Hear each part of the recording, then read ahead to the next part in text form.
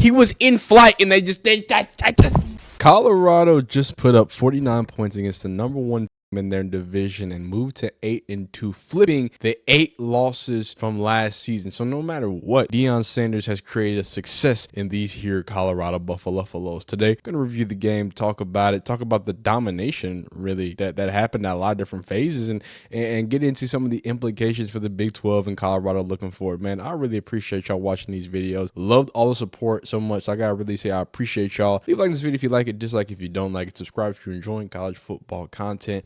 Let's hop right into it. So to be honest here, I didn't watch a lot of this game. You know what I'm saying? I watched early, and then it seemed like, and this is what I'm gonna tell you, and I was in and out. First off, my Texas team was sweating out against Arkansas, so that was a big reason why. But also, when I saw LeJohntay Wester take that, was it a punt or kick return back? I knew it was over with, and simply because I didn't hate the way Shedeur was playing, but I felt like Shedeur was looking not his greatest, right? And then he ended up, 30 for 41, 340, not his greatest, his 340, 8.33 touchdowns and 1 interception. But we're talking about probably the number one quarterback at this point in the nation, right? In Shedeur Sanders. So he didn't look his best. That pick I didn't like a lot, right? But the fact that this defense came to play, like they've been coming to play this entire game, that is 3 possessions, ladies and gentlemen. And I said this last game too. Not against Cincinnati. Who they just play? Who did Colorado just play? When Colorado played Texas Tech, and they had 3 straight drives coming down, and they were able. Now, luckily, 1 offensively and then 1 special teams wise, they were able to get something done this time and score some points in the first quarter. But this time, the defense still showed up, and they have 3 drives of scoring, right? Instead of allowing 3 drives of scoring, which is just field goals. So they turned what could be 21 points, 21 to 21, into 21-9 coming into the halftime. And then after that, obviously there, we get into the back half of the third quarter. The defense has to bend at some point. It's the Big 12, right? This is mostly field goals. It's mostly field goals, and then you have the 2 scores there at the late 1 in the third, 1 in the fourth. And then in the fourth, Colorado kept pouring it on. I do want to talk about that. Before I want to talk about that, I just want to reiterate that this was a complete team win. It was great to see a complete team win from Colorado, even when it was a little bit of shakiness from Shedeur. Travis Hunter balled out. I know he didn't do a lot when it comes to the receiving, and he didn't get his touchdown. Didn't he have a rushing touchdown? Yeah, he did have a rushing touchdown on that botched.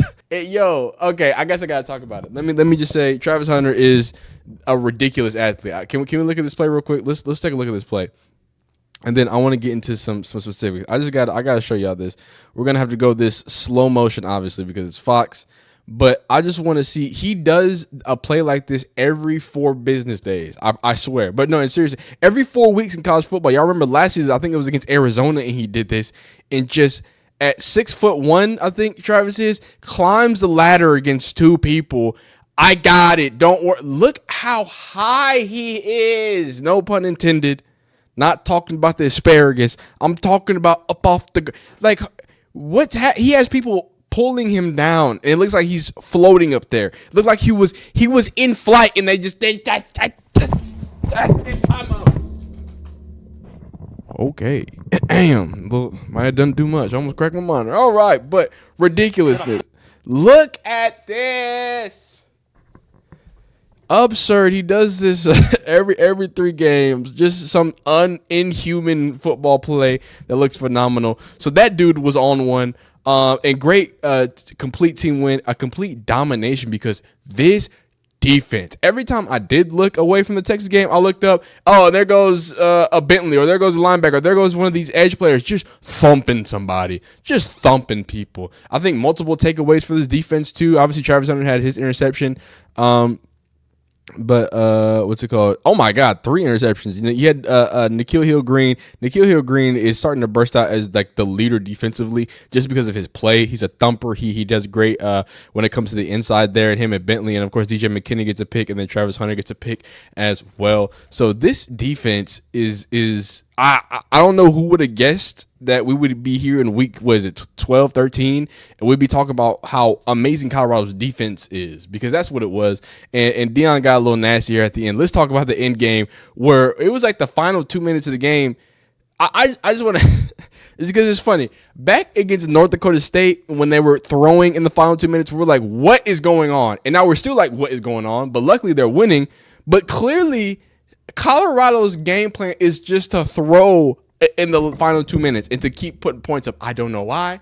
I don't know why they're committed to that, but they're committed to that. Now, maybe they think the committee is going to say, hey, look what we did against the number one team. Because, you know what I'm saying? If you go back and look at those two not really garbage time touchdowns, but, I mean, you put the game away, but I mean, it looks good. You know what I'm saying? You don't get those scores. You know, man, you might get the ball in their hands and the score comes a little close, but high risk, high reward. Now it looks like you put up 49 against the number one team, which, I mean, by all objective purposes, you did. You get Travis Hunter his touchdown. You get Shedeur above 300 yards, 3 touchdowns. Isaiah Augustine. And like I say every single time, if they're going to win every single game when they hand the ball off more than 20 times. I was wrong because they actually only handed the ball off to this is not a handoff. This was supposed to be a reverse. So what is that, like 11? They only ran the ball like 11 times. Now they did have positive rushing yards, and Isaiah Augustine was so effective and efficient with his rushing that it just didn't matter. And they were just handing the ball off in every other place. Special teams were putting to get in a great position. Then you talk about the defense. I was just smothering Utah. I mean, the MILF lover, Isaiah Wilson's little brother, he didn't have a chance. All right, he did not have a chance. That's not his fault. Okay, but yeah, man, this was a surprisingly dominant. I mean, go look back at my video. I had Colorado winning this game. I didn't think they were going to look like this from a multi-phase perspective, right? They just came out and said, we're just better at a lot of different ways. We're going to make some mistakes and then still just beat y'all. So phenomenal win from Colorado. When it looks at the Big 12 standings, again, completely, fully in control, standing atop of the Big 12. I think the only thing we have tonight is Kansas versus BYU. So Kansas versus BYU could be a situation.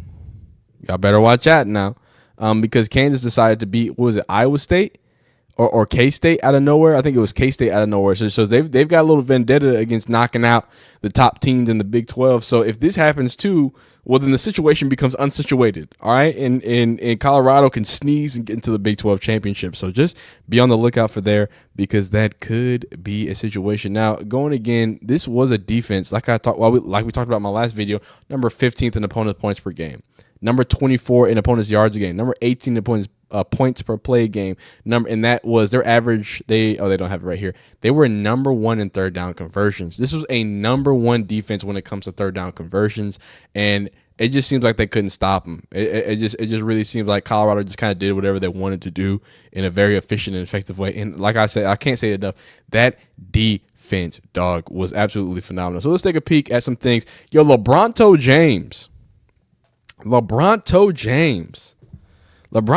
says, I don't hear none of these buff Deion Sanders haters being upfront and loud now. They're heading now. I mean, come on now. Congrats on the big win over a 4-4 Utah for a solid 2-loss season so far in the 4th best conference. Is that OU? Oh no. I was gonna say something, but it's an Oklahoma fan. Hook 'em horn, son. Yeah, man. What happened? Why is it that Colorado fans are so annoying? And I'm not even a Colorado fan, but I was watching it. I'm just like, what do y'all like? Y'all are making Colorado more famous, more money, and making their admissions go through the roof by keep picking on this team that's 4-8, that apparently didn't have any fans, that had nobody going for them. And now they're the most talked about team no matter what. They dominate ratings no matter what. Everybody wants to watch them either fail or succeed, and it's gotten to the point that now that they're succeeding, I think everybody wanted to see them fail. Because y'all having a hard time trying to find different ways. And I actually have a TikTok of a dude. Should we go into it? I got a TikTok of a dude eating crow. That might be a separate video. If we got time, we'll watch it at the end of this video. Talking about how it's just so many people who just try to paint Deion Sanders in this like magical, awful, terrible, vindictive way, and it just never flies, dog. I don't get it. I don't understand it. It don't make no sense to me. But yeah, man, I don't hear the haters, and that's gonna be a full different video. But shout out to LeBron. LeBron's calling out the haters. And this man just kind of secured his Heisman. Like I said, he has to keep getting those picks, and he did get his picks. He got another touchdown. He's showing you that he's just going to be able to make magic happen in all different phases of the world. This is a phenomenal little thing here. Phenomenal little situation here. Miss Peggy, obviously one of the biggest Buff supporters of all time, or gets a beautiful happy birthday sung to her as the Buffs go 8-2, improving their record, guaranteed that bowl victory no matter what. And the season that is anything, you can't call it anything but a success. And shout out to all the Texas Tech fans who said that Colorado hates America, as if they, again, last year didn't wear this exact same helmet with the flag on it. But, you know, it is what it is. Travis Hunter for Heisman. That's what I wrote in my ballot. I hope you wrote in there too as well. Let's take a peek at let's watch this TikTok game, because we're gonna TikTok video. We're going to the next video. We're gonna talk about Deion Sanders and his. Look at this. Wow. Look, and no, this is the perfect video. This is the video. This is the video. Just roll it. Just watch. Listen. I already know this video because I watched this. I have it saved, but this right here. This is the one. We winning. I've arrived. No, you ain't. Because if you believe what they say, why didn't you believe when they say you was garbage right after the Nebraska game? Remember how they talked about your line? Did you believe that? So why you believing this, that you like that? Which one you gonna believe? Defensive line, same thing. Linebacker, same thing. Have a good game, you stop believing that bullshit. What happens the next game, Coach Hart? Yep. Defensive line, same thing. You start believing what they say. You are not who they say you are. You are a work in progress. We have not arrived. We are a work in progress because no one in this room, including Travis and Shedeur, have played their best game. And nobody has coached their best game. Tell me something. 88, why did you ball out? Stand up, stand up. You balled out, right? Darn it, I'm proud of you. You balled out. This is what we've been expecting. Am I right? Sal? Right? So, what was different? Not getting in my head. Not getting in your head, and what else? Playing hard. But, listen now. That's what we expect. Some of y'all think y'all ball. Perfect example, man. Perfect example, man. We winning. And I went specifically back to that Nebraska game to see how nasty people were talking. And people were talking pretty nasty. Next video, actually, I'm about to record right now. I'm going to get into these pressers, see how they're talking about pop in, pop out, roll around here, see what the goodness is there, and go from there. But yeah, man, let me read a few of y'all's comments. These were the predictions for the Colorado Utah game. I think I said 28-7 or 28-6. Here we go. We got CU will shut out the Young Thug in the locker room and will show out. Yeah, Young Thug was supposed to be on the sideline. I gotta see, was Young Thug on the sideline? Cause I know they said something about him coming. Was he there? Hold up. Young Thug, you punk thug. Young Thug.